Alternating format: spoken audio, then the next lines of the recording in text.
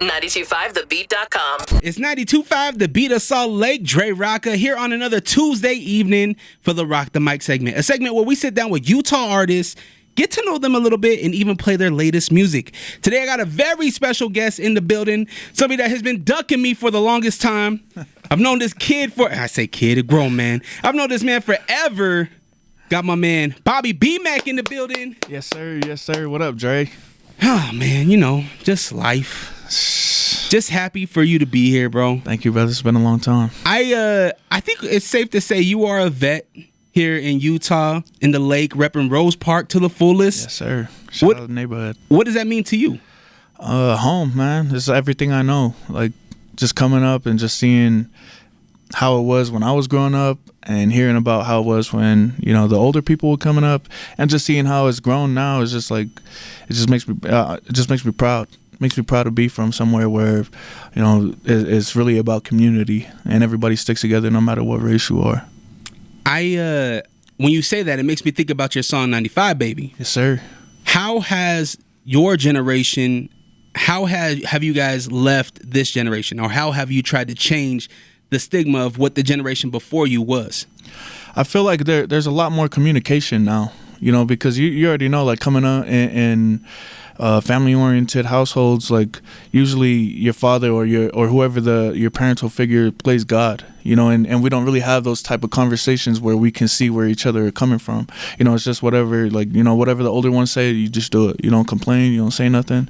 But I feel like for us and the younger ones who are coming up under us, like, we're able to have those conversations where we don't see eye to eye, but we can agree to disagree, you know, and I feel like that's done wonders for us, just because it lets the kids know that you can have an opinion. It's okay to speak up for yourself. It's okay to stand on your own too, even if you're wrong, you know, or even if you don't agree with something. Like, that's okay, because, you know, I feel like we're in this hive mindset of just like whatever is told to us, that's law. You know, whatever your parents tell you, that's law.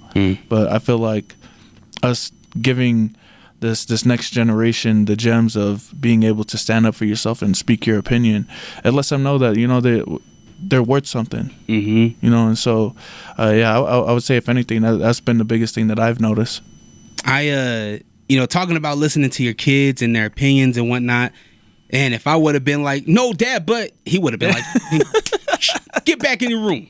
Like, no, I'm right, you're wrong. Fact. You know what I mean?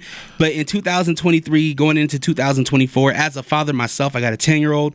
I definitely let it be known that you have a voice.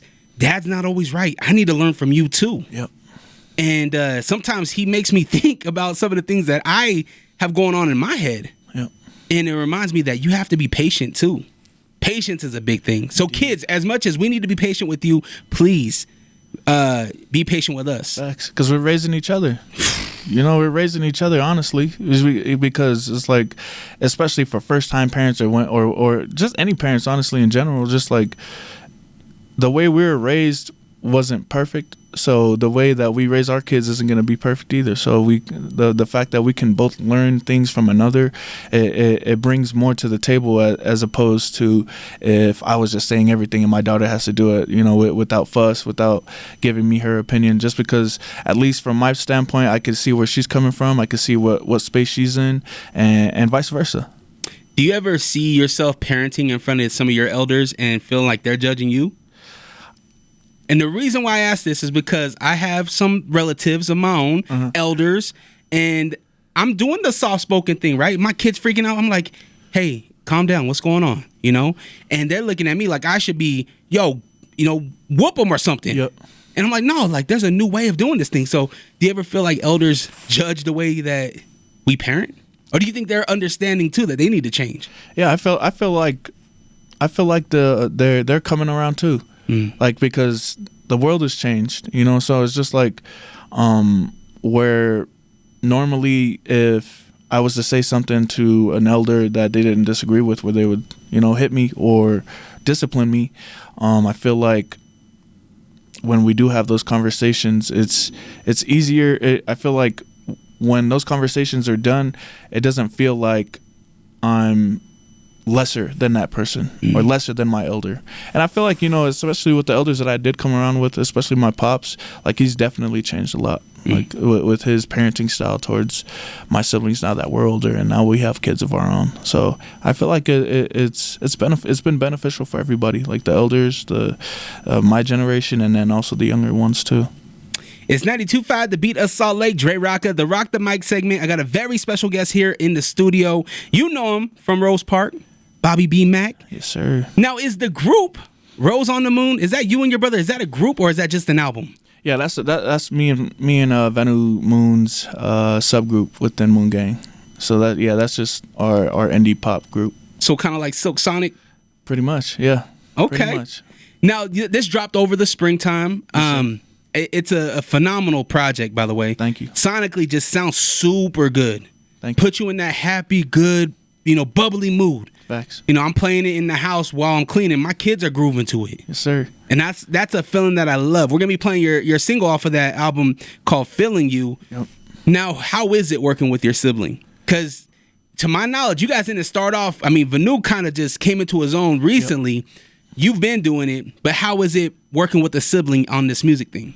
It's beautiful, man, because I feel like since we know each other, and we've been around each other for so long, he knows exactly what I'm thinking, and I know exactly what he's thinking when it comes to certain songs or just any songs or certain bodies of work. Like we know there's a lot of things that don't have to be said.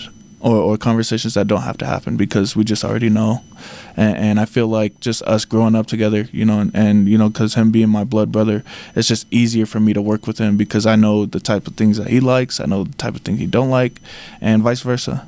So do you push him? Oh, definitely. Because you guys obviously grew up together, you know how to push each other's buttons, but not necessarily pushing each other's buttons. But do you push him in a way where he's uncomfortable? Yeah.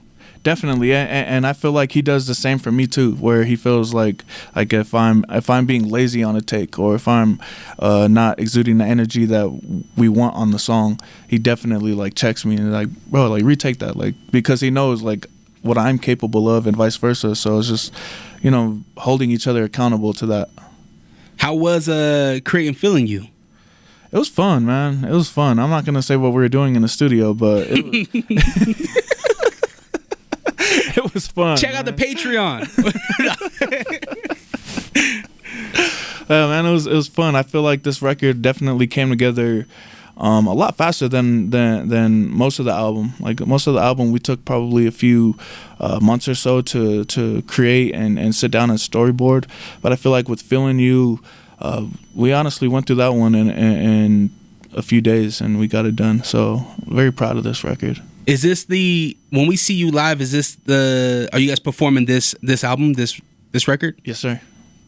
How has it been growing from being one of the illest MCs that Utah has ever seen, coming into grown age of this electric poppy sound that we hear now? I would say it's a testament of how I grew up, because I mean, although I did listen to a lot of, and my pops put me on a lot of boom bap or hardcore hip hop. I also came up and we played, my pops and my mom's always played jazzy records or alternative pop or alternative rock. So I feel like where I'm at now is definitely a testament of the things that I listened to growing up outside of hip hop. Mm. There's an artist up north in I want to say he's in Clearfield. James Violet is his name. And James was on a show called The Voice. He got picked up by Gwen Stefani. And he does a lot of lo-fi records. And I see you guys working with this dude, and I feel like you guys would make the dopest music. He's a really talented artist. That'd be dope, bro. I got to check him out. What'd you say his name was? James Violet. James Violet. Yeah, a local Utah guy. How are you doing collaborations? Because I see a lot with you and Vanu, but is Bobby doing collaborations? Are you still working with others? I'll say so. I feel like me and Vanu's main focus has just really been us and our group, just because we have 17 other people to worry about. So I feel like we definitely wanted to just keep our energy there with at home. But I would say like Man, with the few people that have been around and the people that I've worked with before, like whenever they ask for features, like it's always green. And I feel like if people who are coming out now and they want to work with me, like, man, I'm always open to it. But I will always give my honest opinion though on what they're bringing to me. If it's trash, don't hit me up. And I would just tell them like, bro, like, work on this record a little bit more, or I would just give my opinion. But if they don't agree, that's okay. That's just my opinion. Yeah. If I don't see myself on that record, then I'm not going to be on the record. It's a reoccurring thing being a creative in Utah, and I feel like this is something that we have as an identity here in Utah. It sucks that I shouldn't say it sucks.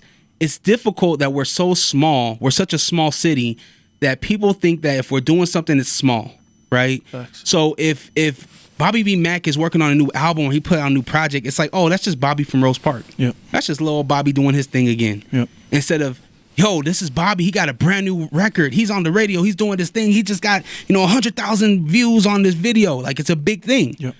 To the outside world, it's a big thing, but because we're here and because we're in this small community, it's a small thing. Yep. And that's always a thing that's difficult for others to understand is when somebody says, hey, this is my price, it's a price for a reason. Facts. Right?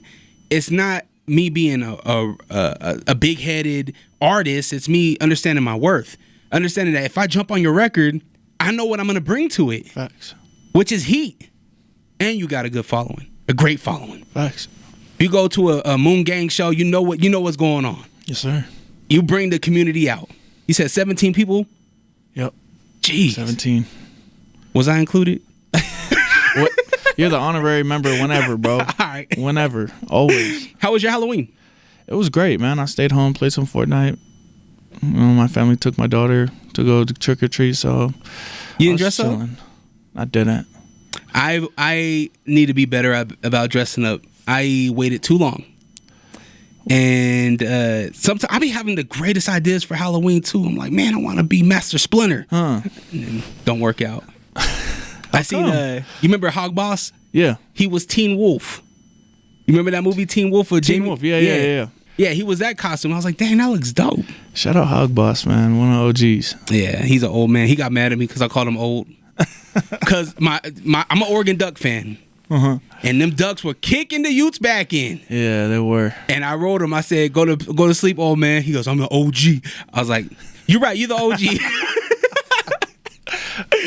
Oh, man. How was Polyfest? I see that you guys had Polyfest over the summer. You guys were performing over there in September. How was that? It was beautiful, man. It was beautiful to see people who look like us all gathered into a space, and just celebrating Polynesian excellence. So it was beautiful to see, man. And only I would say that just because that's rare. That's been a rare sighting as of late in Utah, because usually they stopped having the flag days and stuff. So it was beautiful to see, something that I'm accustomed to seeing since I was a kid. So I would say, yeah, man, it was fun. It was a good vibes. All the other artists killed it. Shout out to Hiva, man, always killing his sets every time I see him. Hiva ghosted me. I had him on the radio and he ghosted me. Oh, man. He don't talk to me no more. Went country, just changed his. I'll just play Hiva. I love you. Shout out to Utah County. Even from Utah County now, man. He don't know nobody. Yeah. But I relate to that because with Juneteenth was one celebration underneath one umbrella, and the whole community came out to celebrate one thing. And then it split it off, and there was others. And now there's multiple different Juneteenth celebrations, which is cool, but I feel like it'd be, with the cultural type of thing, I think one celebration, one big unit shows more impact. Facts. When I was, really young, going to Polynesian Flag Days, it was one community. And I would see all my homies from Glendale to Rose Park to Westville showing up for one celebration from all the high schools too. Yep. And it was like, man, this is really dope. And then it broke off, and then it was multiple. Yeah. And I wonder if having multiple different things, not to say that it's negative, but is it better to have one strong fist than 5 different fingers? You know what I mean? Mm. Like, I always wondered that. personally, I'd say it's better to have one strong fist because, I mean, at least, or I mean, when there's multiple going on, that's multiple agendas, that's multiple things being taught, which is good. But at the same time, at the end of the day, if everybody was at the same place, everybody gathered into one space, the kids would be able to see how numerous we are and how much of an impact we have together, how we're stronger together. That's one thing I always seen with Rose Park is when you guys have the barbecue, Rose Park showed up. Facts. And it's only one. We don't have 10 Rose Park different Rose Park barbecues. It's just one barbecue where everybody shows up. I was always jealous, man. Always jealous. I was like, man, why can't my community do that? But I guess it can happen. We just gotta take initiative and make it happen. So you go ahead and make that happen, bro. I was excited to see that Glendale and Turkey Bowl's back. Yeah. Glendale, Rose Park, Westville. And it's good. It's good. It's good for those things to happen because although we may be from different neighborhoods, we're still one people at the end of the day. Mm-hmm. You know what I mean? So it's good for the kids to see that. It's like, man, like all that stuff that everybody used to be on where it's like, oh, Rose Park this, Glendale that, West Valley this. Like, yeah, that's cool. But at the end of the day, bro, like we're still Utah. Mm-hmm. When we leave here and we go perform in other states, they don't care about where we're from. They just say, oh, he's from Utah. Like, mm-hmm. So it's just like, it's bigger than that.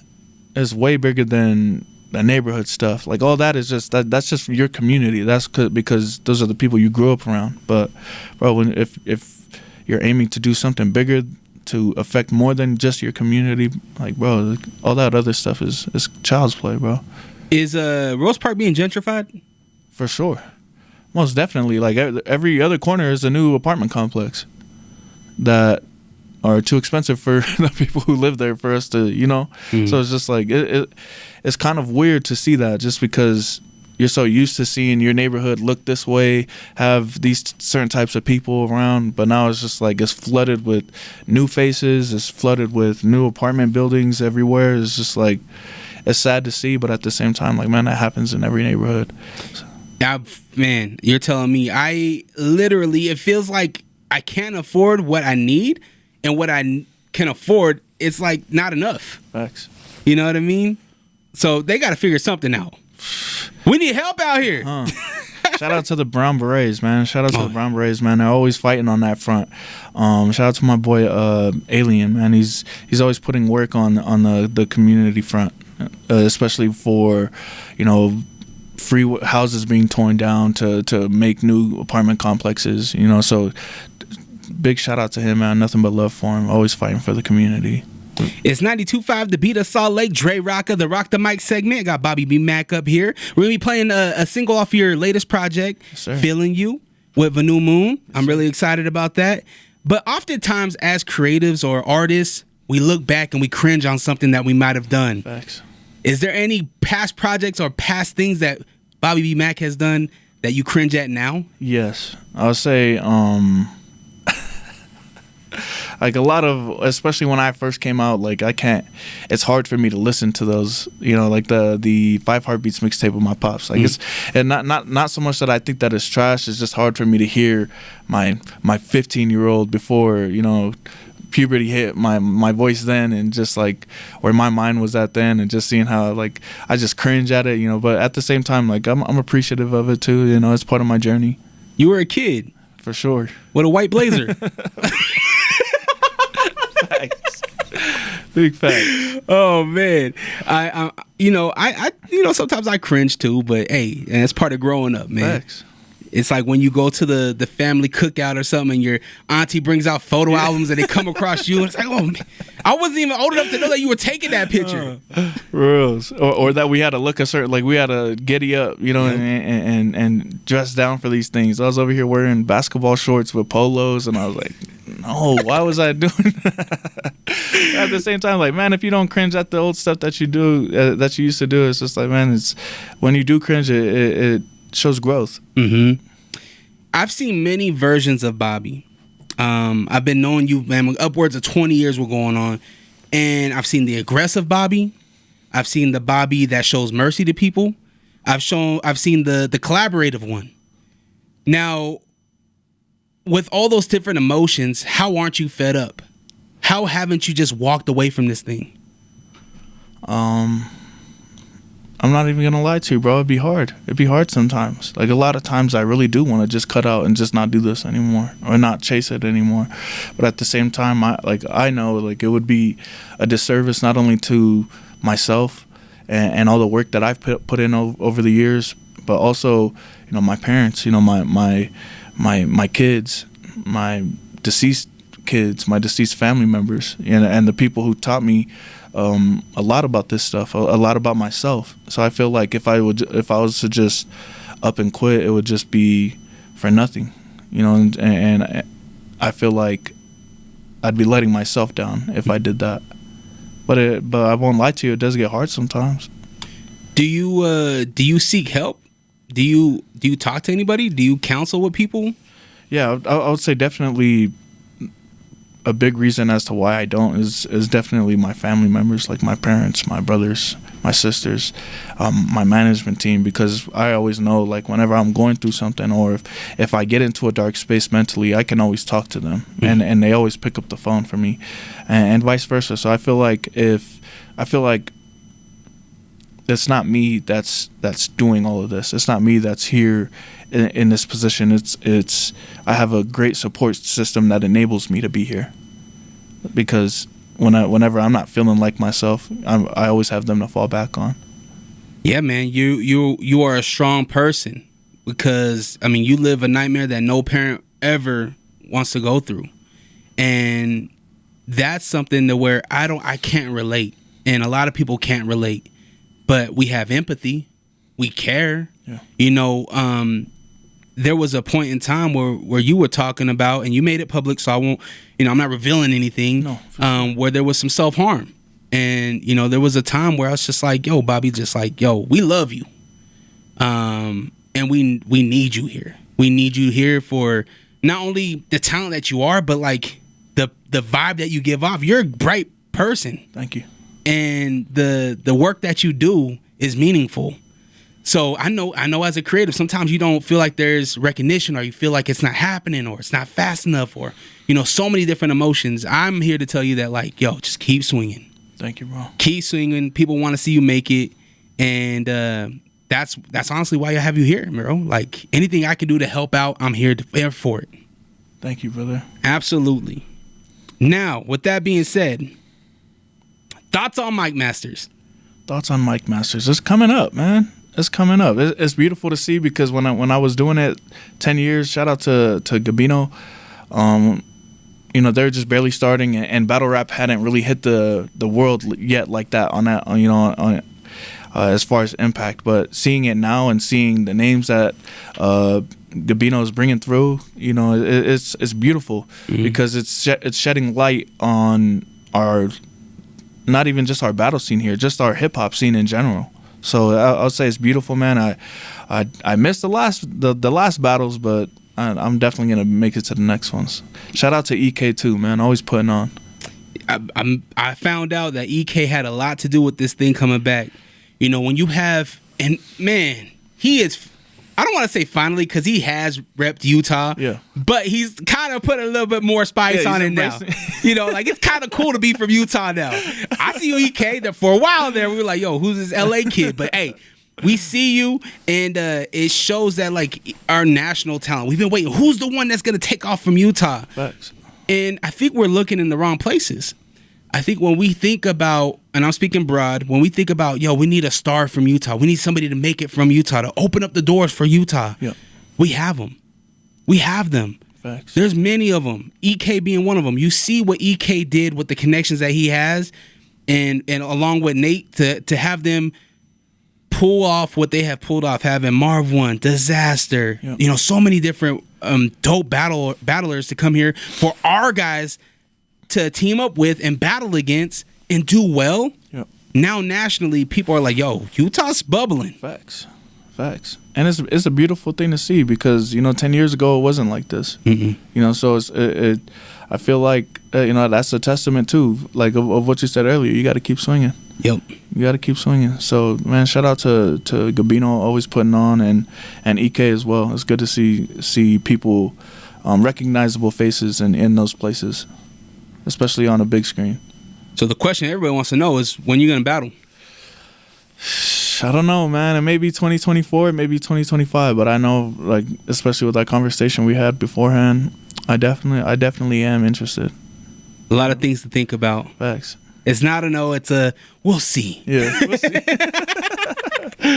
Like I told you, man, you can't play around with the battle rap is not play. Facts. So you got to come swinging. Facts. And I don't expect anything less. Yes, sir. Because if you, I'm like, boo, get this guy on the stage. I'm gonna be in your corner, but I'm gonna be yelling. If they boo me off, I'm just gonna stop everything, man. I'm just gonna go be a dad, get a 9-to-5, and just chill. Play Fortnite. Facts. All right, Bobby. Well, one thing that I like to do on this segment is called This or That. Yes, I'm gonna give you two things. You have to pick one. All right. Gotcha. You have don't try to play it down the line. One or the other. Got you. Okay, first one. Early 2000s or current gateway? Early 2000s. Yeah, it was lit back in the day, Facts. huh? But I mean, it was a mall. You were a kid. Like, the arcade was something special. Facts. And it was the only mall. You know, it wasn't no City Creek, so it was just like everybody was there. You know, like that was always the place to be. It was lit. All right, I would agree with that one. KFC or Popeyes? KFC. They've been disappointing me lately. Facts. Facts. They've been slacking, bro. But just because I grew up off of KFC and that's always been, you know, my go-to, and there was never no Popeyes near Rose Park, I gotta stick with the home team on that one, bro. Recording a new song or shooting a new music video? New song, feeling nothing better. Cops or Dog the Bounty Hunter? Dog the Bounty Hunter, bro. Do polys really rock with Dog the Bounty Hunter? I don't know. It looked like they did in the show, but I don't know if how true that is. You know how it is on TV, bro. He bugs me, yo. Like, he's always like, get over here, you bastard. And he's like, come on, bro. Like, we're going to do better, bro. Let's just pray, bro. I'm like, dog, like, pick one or the other. Are you trying to kill me or you going to pray about this? His code switching crazy on that show. It was funny, man. I got to go with Dog the Bounty Hunter, man. All right. Brings back memories. Stone Cold or The Rock? The Rock. It's a tough one, man. It's a tough one. But I love Stone Cold, though. The Texas Rattlesnake. Pretty incredible. E.T. or The Goonies? E.T. We have to fight, man. The Goonies all day. Goonies, man. All right. Mortal Kombat or Street Fighter? Mortal Kombat. But hold on. Let me throw a little surprise in there. Or Tekken. Damn, Tekken's crazy.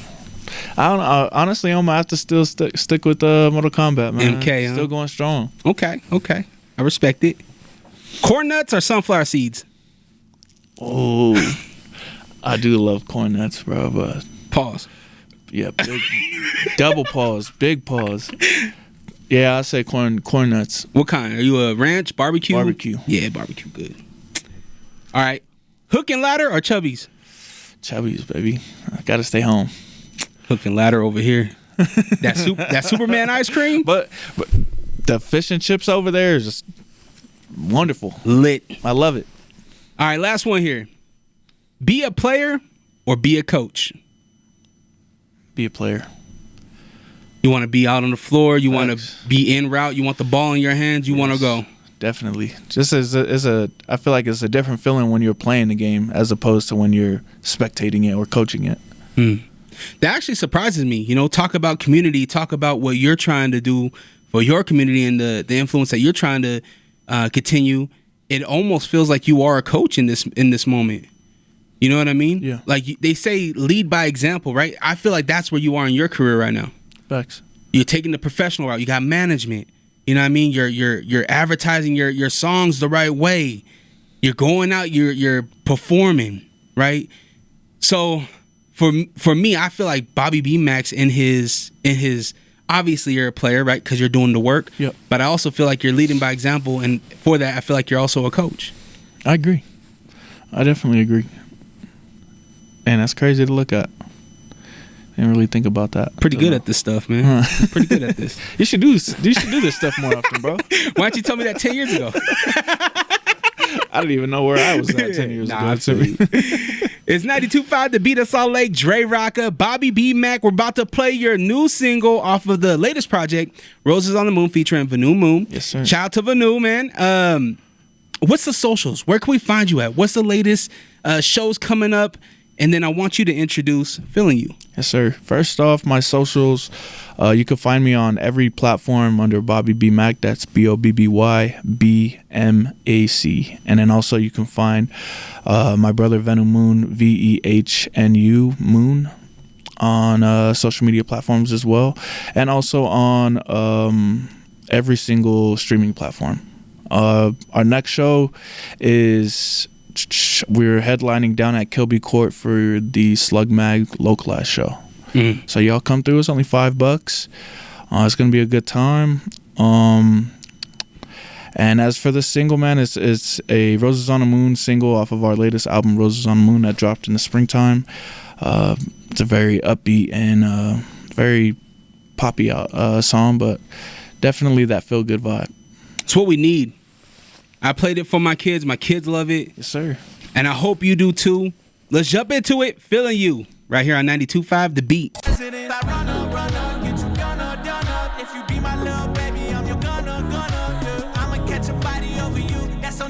I got you yelling God when I hit it like I'm Elohim. Sticks and stones. I'm used to club hopping, but you keep me home. Now I'm a homebody, that's the we own. I swear you kicking knowledge, how you give me.